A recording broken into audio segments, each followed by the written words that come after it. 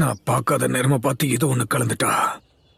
என்னால என் சக்கராவை வெளியில கொண்டு வர முடியல. என் உடம்பு ரொம்ப வீக்கா இருக்கு. என்னால கூனாய் கத்திய கூட ஒழுங்கா வீச முடியல. அது சரிதான், விட்டா என்ன கொன்றுப்பாரு.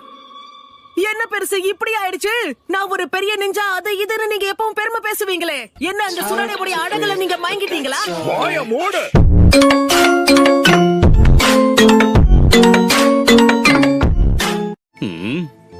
நான் யூஸ் பண்ற டிரான்ஸ்பரன்சி ஜூட்ஸு வேற யாராலையும் யூஸ் பண்ண முடியாது.